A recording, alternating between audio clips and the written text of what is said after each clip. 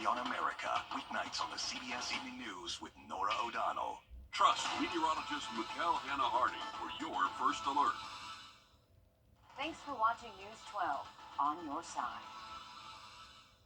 At Parker's, we want to be the best place to work. When you join our team, you join our family. Thanks to all 1,700 of you and growing. Live from Augusta, you're watching News 12, first at 4. And welcome to First at 4. I am Courtney Hicks, and I'm joined here with First Alert meteorologist Emily Acton on a very busy day today. And not just in regards to this election coverage, but the weather as well. I did a little voting earlier, and I had to make sure I had my umbrella. Yeah, we have seen a couple of isolated showers throughout the day today. But, Courtney, I want to tell you a little story. I ran for class president in 5th grade. Okay. And so this day, it just brings me back to when I ran. Sentimental. Did I win? No. But that's okay. So this isn't your first election. This isn't your first go-around at all. No. As a candidate or as a meteorologist, right? Exactly. I love it. Exactly. I love it.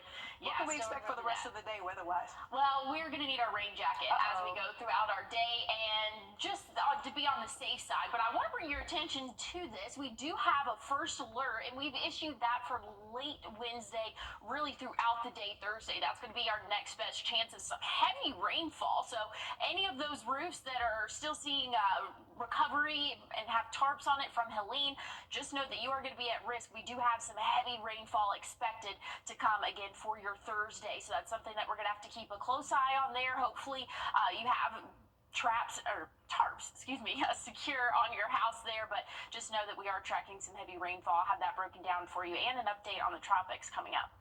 All right, thanks so much, Emily. It is a busy day today. As you can see, the 2024 general election is here, and we are here to cover both sides of the presidential race, as well as the races here at home. We will hear from our reporters on the different races you're voting on in just a few minutes. But first, we'll take a look at the polls in Richmond County as people are out today to make sure their voice is being heard in this year's election. And with record turnout for early voting, people are still out today to cast their ballot. Your Sydney Hood is live at the Julian Smith Casino in Richmond County with more on what Richmond County has seen so far today. Sydney, what is it looking like where you are? We don't have any lines out here, Courtney. People have been going in and out voting today. Some of the voters I've spoken to say that they've been in and out within 5 minutes, and that's kind of been the mood here all day today, just quick and easy in and out here. I was talking with Travis Doss, who's the executive director for the Board of Elections here in Richmond County, and as of around 1 o'clock this afternoon, he says that they have seen around 12,000 people come out and vote today, and also factoring in those early voting numbers, he says that they saw more than 55,000 people come out early and vote, and they had more than 4,000 absentee ballots returned. And Doss says that it was great to see those numbers heading into election day today. He says that by the end of the day, he expects the turnout to be anywhere between 70 to 75%. But going back to those early voting turnout numbers, Doss says that that is higher than what they would normally see in an election, and he says that there are multiple factors that could play into why that is. One reason he said was the fact that there were 4 locations for people in Richmond County to early vote at over a span of 3 weeks. And then Doss says that anytime there's a presidential election, he tends to see more people come out and vote during those. And he says with this election in particular, there's not an incumbent president on the ballot. It's between former President Trump and Vice President Harris. So he says that anytime that there's not an incumbent on the ballot, he also tends to see higher turnout numbers there. But as far as those of you who have not early voted or you haven't had the chance to vote today, if you do come out and vote, you want to be sure and have your photo ID on hand, ready to go. That's going to be one of the first questions that a poll worker asks you whenever you come out to vote today. They're going to ask to see your photo ID before heading in. And then also remember, you have an assigned precinct that you need to go to vote today in Richmond County. And if you need to figure out exactly where your precinct's at, you can call the Board of Elections office, or You can go to the Georgia Secretary of State's My Voter page, and all you have to type in is your date of birth, your first and last name, as well as the county you're voting in, and that will tell you the correct place to go into. Now, if you happen to show up to the wrong precinct and it's after 5 o'clock, a poll worker will give you a provisional ballot for you to fill out to ensure that your vote is counted. And whenever I was talking with Doss earlier today, he really wants to encourage voters to know before you go, and what he means by that is study up on the ballot before you come here to vote. He says that there's more on the ballot other than the presidential choice. There's a couple of questions for you to answer as well. So he's really encouraging folks to know before you go. And now is really a great time for you to come out and vote. If you haven't done so already, like I said, there is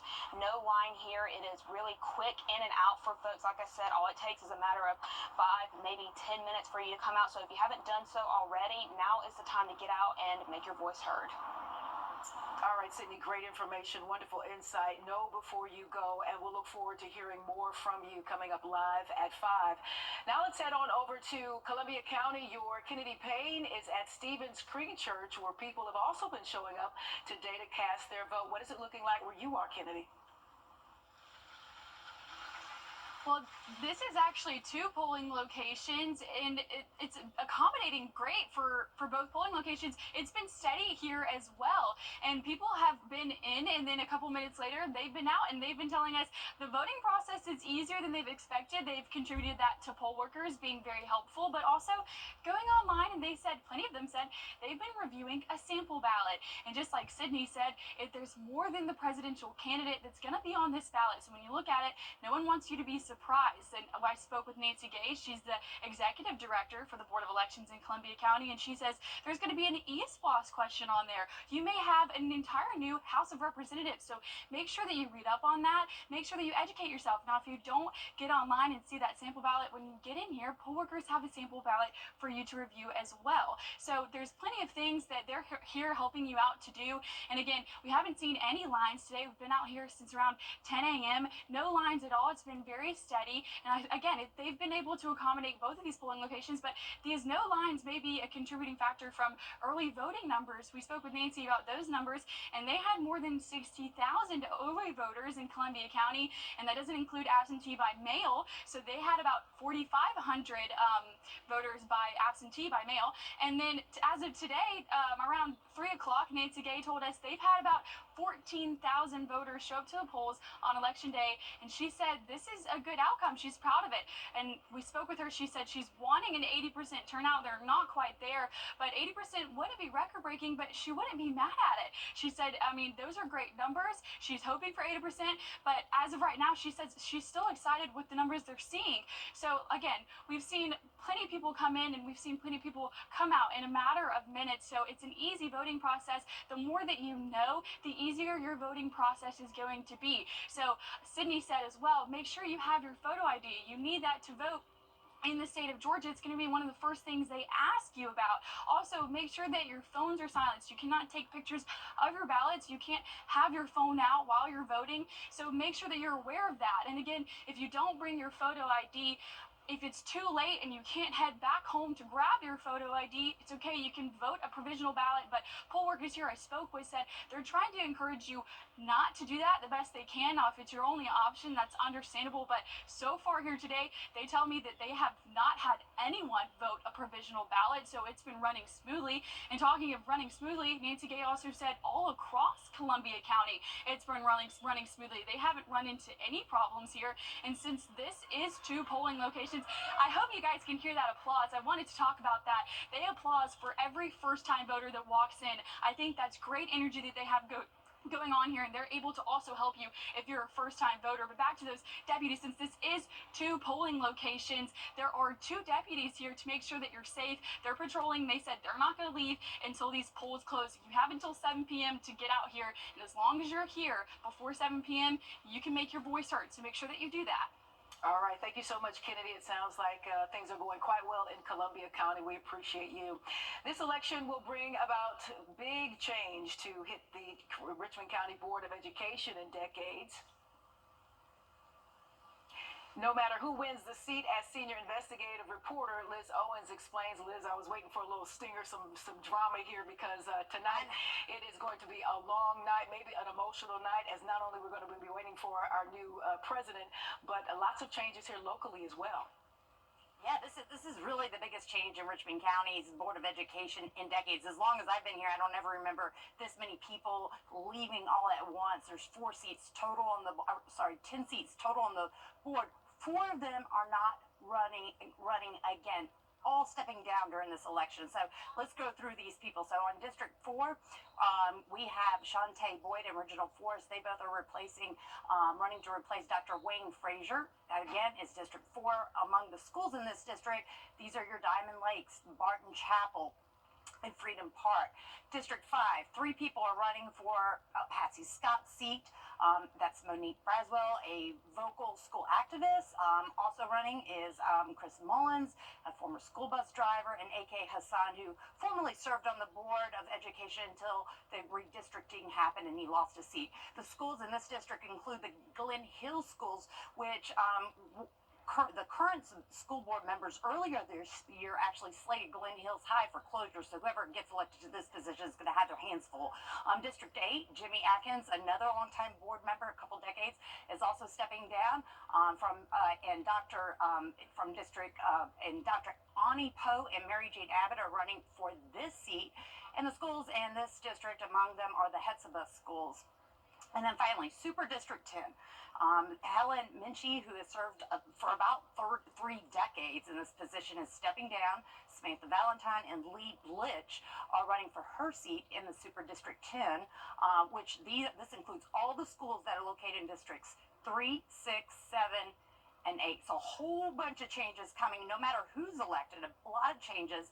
And speaking of education, also on the ballot is the special 1% sales tax for educational purposes, or ESPOST as we know it. Now, this isn't a new tax. It's pretty much a renewal if taxpayers want to keep that going. That is on the ballot as well.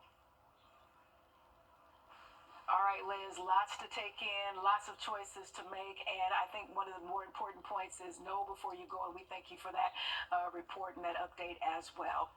All right, let's toss it over to First Alert meteorologist Emily Acton, and what we have to look forward to as we head to the polls, if not already. Yeah, we're tracking some rainfall and maybe an isolated shower or two, but really expecting heavy rainfall for our Thursday. We have a First Alert issued. I'll have a look at your full forecast coming up.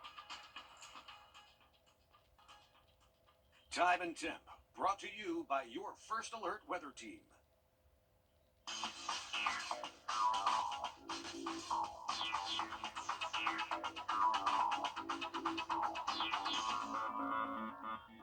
Attention. I want to take a look at conditions that we're expecting this evening. If you want to go out to the Columbia County Fair, maybe after you vote, going to be pretty mild conditions for us. Overcast skies pretty much will continue as we go throughout the evening. We'll cool off into those 60s, though, after around 10 p.m. So it'll take us a minute to cool off, and we're going to be pretty warm for the next couple of days. High temperatures in the upper to middle 70s for us, and that chance of rain is going to come into play tomorrow, but really honing in on Thursday. We've actually issued a first alert for Thursday, where we are expecting to see some widespread and heavy rainfall. Could even lead to flooding in some places. I know we have lots of tarps that are covered up, holes and damages to houses, so just make sure that those are really secure. Maybe add another layer if you can, because again, we are expecting to see heavy rainfall late Wednesday into Thursday. Right now, not really tracking any showers. There were a few isolated showers that moved through the central part of the CSRA just a couple of hours ago, but now things are looking a lot drier for us. But again, that's going to change tomorrow, starting off the day dry. Then we're going to see that rain come in, and check this out. I mean, this is around 6 p.m. tomorrow. That's when the rain starts. It's really not going to let up for too much. Once we get into Thursday morning, still can expect to see some heavy rainfall, and that's going to stay pretty consistent throughout at least the early morning hours, and then we might have a few isolated showers for the late afternoon and evening for us. So just know we do have that first alert. There's going to be some flooding potential, heavy rainfall, again, for your late Wednesday into Thursday. Anywhere from 3 to 4 inches expected over the next 7 days, but I think that'll really be honed in on Wednesday and Thursday for us. So rainfall totals are definitely in the picture. We need that after a dry October. I know a lot of people, though, are trying to protect their roofs. So not the best time. We're getting some moisture coming from Tropical Storm Raphael, not expected to have impacts to us here in the CSRA in terms of tropical impacts, but we will see some rainfall that will just bring some moisture from this system, expected to move into the Gulf of Mexico, strengthen into a Category 1 hurricane before it makes landfall somewhere around Texas, Louisiana. But again, that's just going to bring rainfall to us here in the CSRA, and that's what we were tracking again for your late Wednesday, early Thursday. So rain chances are high the next couple of days. We have lower rain chances as we go into the weekend. Monday next week will be in those upper 70s for us. So things are looking a little bit above average for the next couple of days. Overnight lows could be anywhere from those upper 60s to maybe even lower 60s by the time we start next week. But it is looking above average for the next 7 days. So we definitely have a warm stretch for us here. But we're gonna have more news and weather coming up after a quick break. First Alert Radar, powered by Jim Hudson Automotive Group. Just like you, I drive.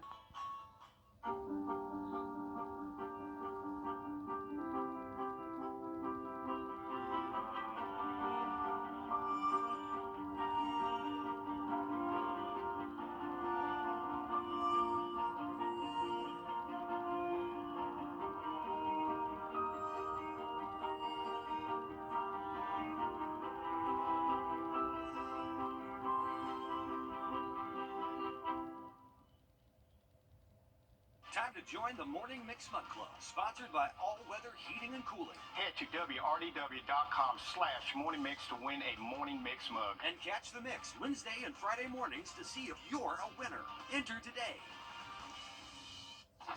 Yes.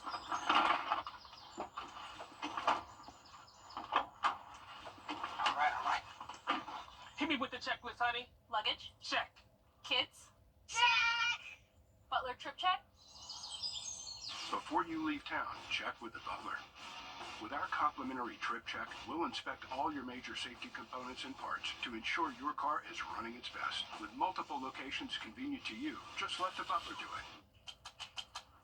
See how you can make a difference in a child's life every Tuesday and Thursday on News 12 First at 4. We'll introduce you to foster children looking for their forever homes. Grant me hope, because every child deserves to have hope. Sponsored by the Eichholz Law Firm. And welcome back to First at 4. We have the pleasure of talking to State House reporter Abby Casares, joining us live from the Election Operations Center in Atlanta. And Abby, as this voting day continues, we're hours already into Election Day. We're here in the CSRA. You're there in Atlanta. Tell us how things are going so far in your world. Well, we've been getting updates from the Secretary of State. This is that spot where we're having those press conferences and bringing you that information when we get it for you.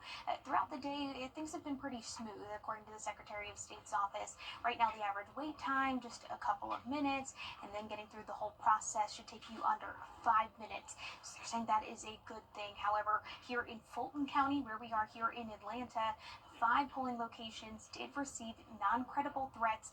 Another threat in Gwinnett County, and we've started to see some problems kind of going on there. The FBI now saying that these are from emails sent from Russian troops, and the Secretary of State really giving that message today. Don't mess with Georgia. We're going to get right back on track. Yeah, we've been hearing a lot of that here as well. With all of that in mind, how soon do you think we can have results here in Georgia? Do you think any of the drama today will affect how soon those results will be able to come in? Some of those polling locations will stay open about another 30 minutes. Those 2 polling locations that were evacuated. However, for the most part, those early voting numbers being so large, around 7 o'clock, we do expect about 60% of the results should be already tabulated.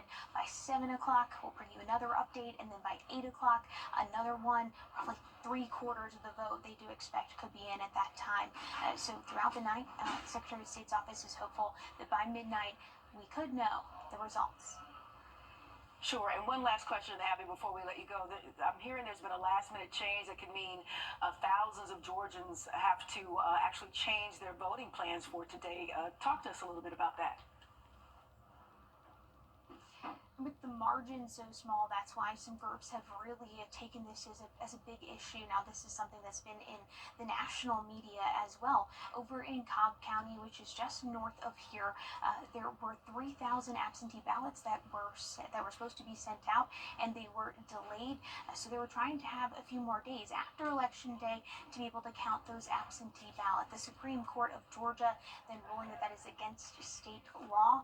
So those ballots today, there's really only two options for people who have received those ballots. They can either go to the Cobb County Election Office and return those ballots there so that they could be counted, or they can go to their voting precinct, have that absentee ballot become null and void, and then vote in person. All right, so much to try to figure out and understand. So much happening today. Abby Casares live in Atlanta. Thank you so much for joining us today. We appreciate you. Here are some of the local races you'll see at the polls today. You can vote yes or no for the Richmond County East Block decision for a 1% sales tax for educational purposes.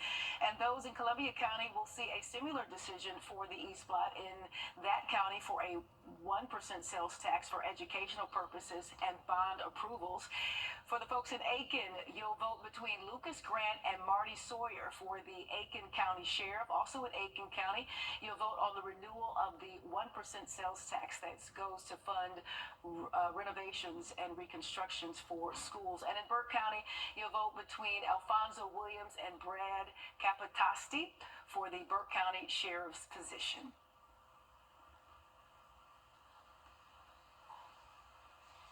Well, I want to take a look. We do have a first alert issued for late Wednesday into Thursday. Heavy rainfall is expected for all CSRA counties. So if you have any roof damage, have tarps up on your roof, just know that you need to make sure that those are secure as we go throughout the day Wednesday and Thursday. Rain chances are going to be pretty high, dropping off a little bit for our weekend and the start of next week. We'll have more news and weather coming up after a quick break.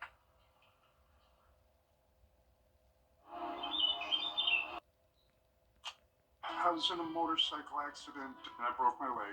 They wouldn't even do surgery on me for 2 months until the swelling went down. I still have to pay bills. That's what I was worried about. So I just got on the phone and I called Austin Jackson. They were very good, professional. The settlement that I received was life-changing. All my bills are paid and I'm doing well. Get Austin Jackson, the Augusta guy. Morning, Carl. Usual? Yeah. Your oldest was in here the other day. Said the two of you took a trip down to my neck of the woods. How'd that go? You might as well give me one of those Carolina cars while you're at it. I knew I liked that one. Yeah. There you go, my friend. Thanks. Hey, Carl. Congratulations. See you tomorrow, Fred. You bet. Get ready. It's grounds on Columbia Road across from Patriots Park. See you at the fair. You're watching News 12, first at 4. Continues. And welcome to First at 4 as we not only continue with election coverage today. It is like for the newsrooms across the country, it is our Super Bowl. So yes, we are ready to dig in and really give you all the information you need, and of course those results, if in fact they come in. This is like my third election in the newsroom, and last time we had to call our broadcast because it ran so late. Yeah. Get right back up into the morning newscast. So I'm thinking because things are so close, something like that might happen tonight, but we shall see. Meanwhile, if we're still headed out to those polls, what is that weather looking like? I know earlier for me I had to take an umbrella. Yeah, I would still have an umbrella with you. Hopefully, though, we're done with the showers today. Now, tomorrow, Thursday, different story. We have a first alert issued, and that's for all CSRA counties. Just know that we're expecting to see some heavy rainfall late Wednesday into Thursday. So if you have any tarps on your roof, make sure that those are secure because, again, we are expecting to see maybe 3-4 inches of heavy rainfall. So it's not going to be that light steadiness where it's going to come down relatively hard. So we're looking at, again, anywhere from 3 to 4 inches, and that includes all CSRA counties. So just be aware of that as we go throughout the next couple of days. That flash flood risk is for all of us. Again, we're under that slight risk. So that's level 2 out of 5 for flash flooding. Again, it's going to be possible, and we have that for late Wednesday into Thursday morning for us. But we'll have another check on your forecast coming up soon, and I'm going to talk a little bit about the tropics as well.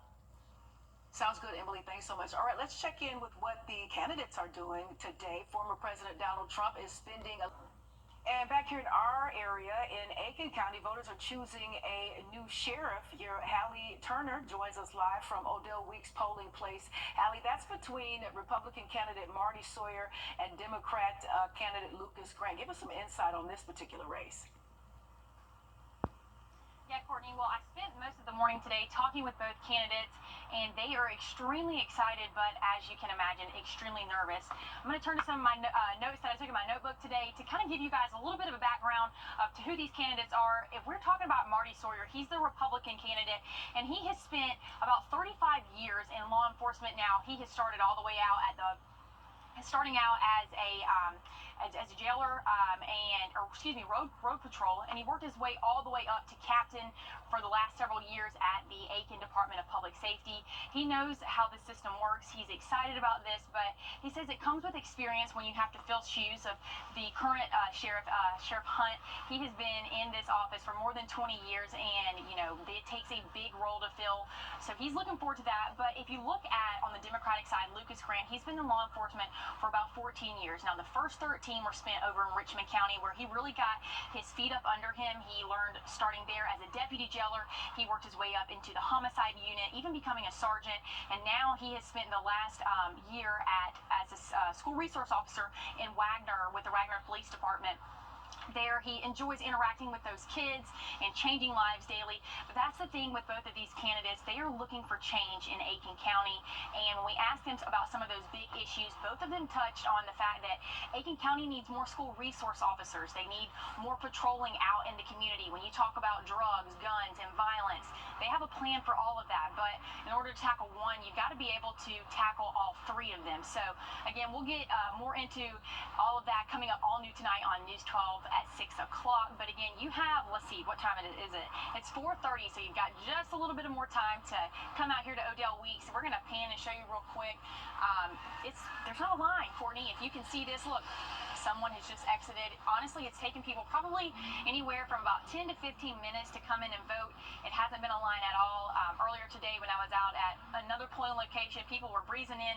The rain hasn't stopped anyone, but the sun is shining, the sky is blue. So come on out and cast that vote.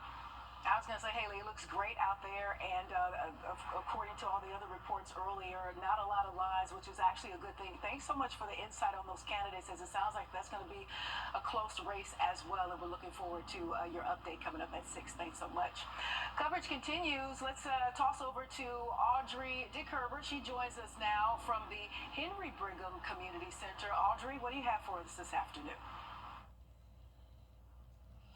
Well, polls close at 7 p.m. tonight, and you're coming out here to cast your ballot, but probably wondering what happens after. Now, they say there's a process that makes sure that it all happens accurately. Now, they compare the amount of voters coming in to the amount of ballots scanned and the amount of ballots printed. Now, they're going to take those ballots, which are sealed, remove them from the ballot box, as well as a small memory card. Now, this year, they do not have to physically count the ballots. They are going to take those ballots and the memory card to a central election location, and there they'll take that card, they'll put it into a computer, and that's where all the numbers are going to be tallied up and added up, and they'll put that onto the Secretary of State's website where we can see those numbers coming in.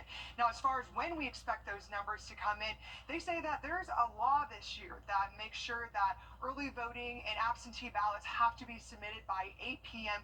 tonight. So they say they expect about 50% of those votes to be submitted by 8 o'clock. And then as far as the other votes from other precincts, now those will continue to come in as those precincts close. So they expect for Richmond County for those to get in around 11 or 12 o'clock tonight.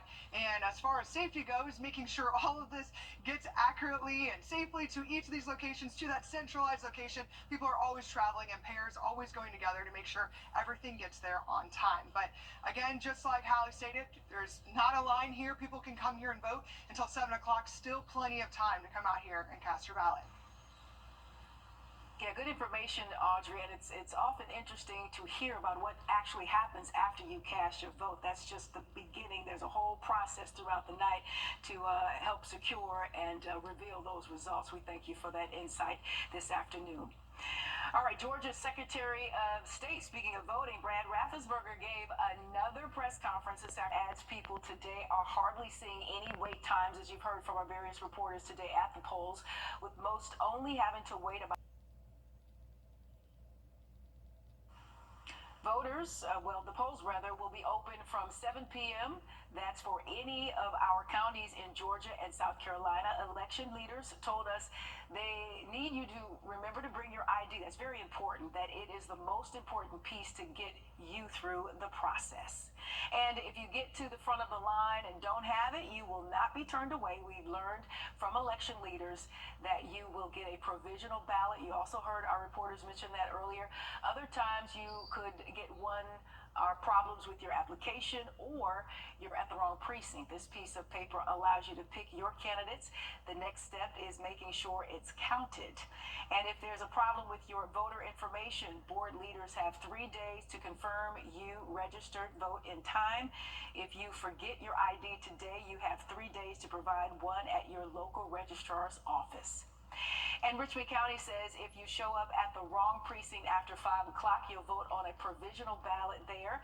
That way, there's no risk of you getting to your assigned precinct late. The election directors for Aiken, Columbia, and Richmond County also encourage you to review a sample ballot online. And there are only a couple of polling site changes for Richmond County. Travis Doss says if you are set to vote at the Building Worship Center, make sure you go to the Boys and Girls Club instead. And those who normally vote at Bell Terrace Presbyterian got moved back to the Henry Brigham Community Center. Overall, just no poll workers will be ready today to take all of your questions. Let's turn it over to Emily Acton for a quick check-in with the forecast.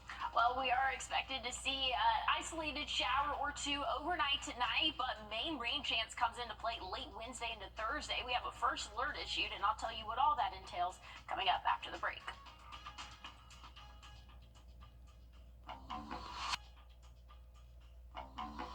Hey there! CBS Thursdays are my favorite. Unexpected, exciting, and with 4 must-watch shows.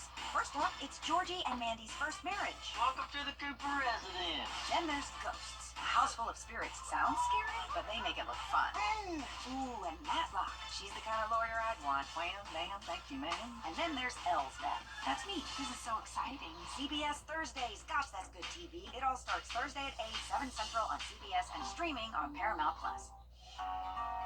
Strong arm.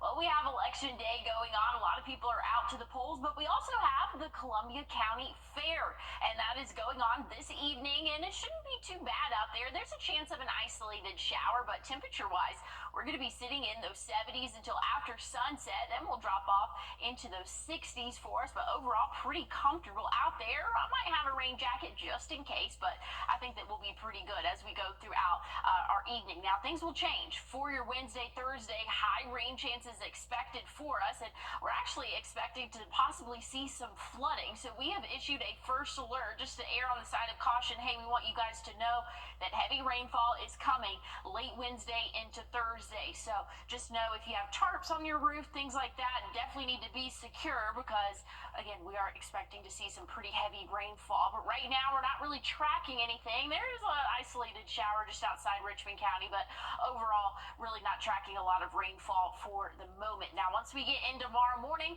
starting off the day dry, but then as we get into the late afternoon, evening for us, that's when that heavy rainfall will start, and it'll be pretty consistent throughout the overnight hours. So Thursday morning, heavy rainfall expected. That's going to kind of stick around throughout at least the morning hours and could even trail into the afternoon and evening for us. So heavy rainfall again for your Thursday, unfortunately. But hey, we do need the rainfall, just not the best timing with all of those roofs damaged. Anywhere from 3 to 4 inches. Some spots could see 4+ over the next 7 days, and that's really going to be honed in on Wednesday, Thursday. But we do have a small chance of rain as we go into the weekend and start of next week for us. But I want to take a look at the tropics real quick. This is going to be bringing some of that moisture that we will see by the middle of the week. We have Tropical Storm Rafael expected to become hurricane strength as it moves over Cuba and into the Gulf of Mexico. Going to be Category 1 in the Gulf of Mexico. Expected to make landfall somewhere around Louisiana, Texas area early Friday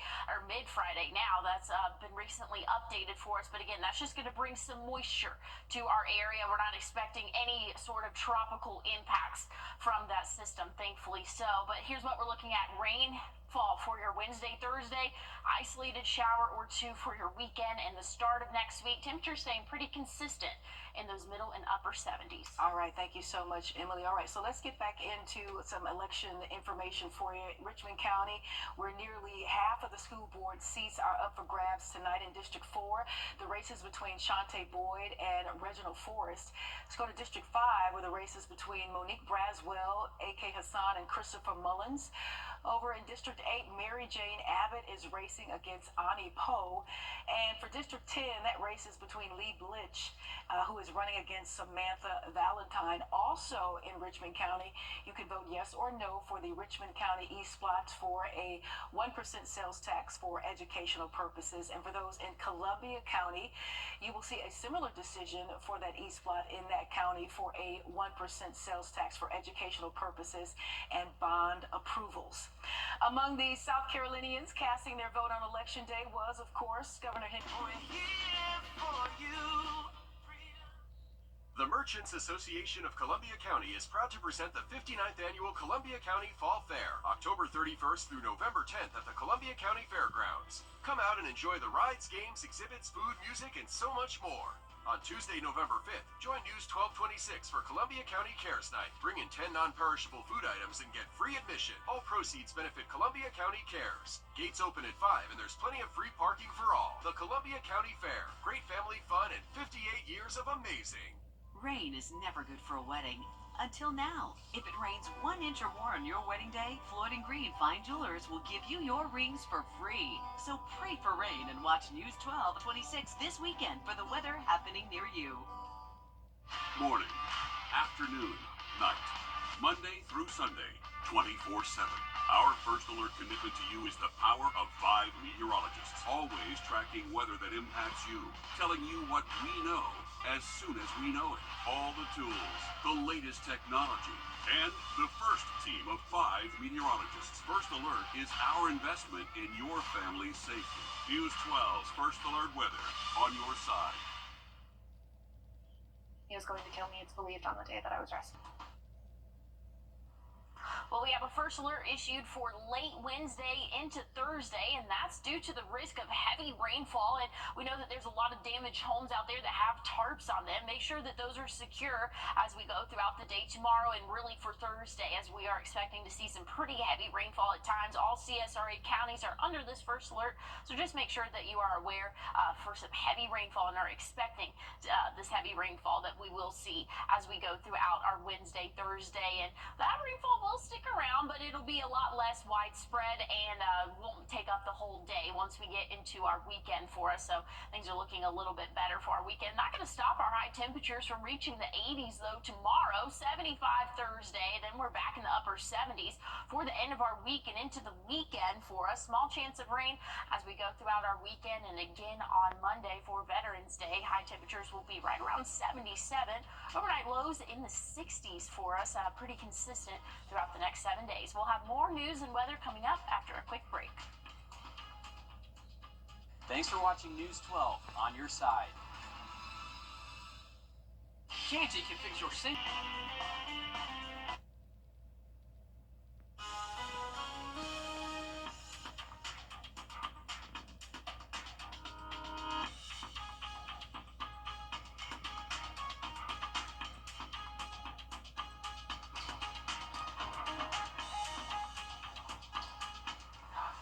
Well, if you're headed out to the Columbia County Fair, maybe after you vote today, great conditions for this evening. We might see an isolated shower, but I think most of us are going to be dry, overcast sky conditions. Temperatures, though, will be in those 70s, so pretty comfortable out there. Maybe a little bit humid, but rain chances will come into play once we get into our Wednesday, Thursday. Heavy rainfall starting around dinner time, so really around this time tomorrow, and then that's going to last throughout the overnight hours, throughout the early morning hours Thursday, all the way up until midday, and then we could see an isolated shower as we go throughout our evening Thursday. So just be aware that we are expected to see some heavy rainfall over the next couple of days. That's why we have that first alert issued again late Wednesday throughout the day Thursday. So just know if you have tarps on those roofs, make sure that those are secure really now before we really start the day tomorrow, but you probably have a couple of hours early tomorrow to get that done. Isolated showers possible Friday, Saturday, Sunday as well. Veterans Day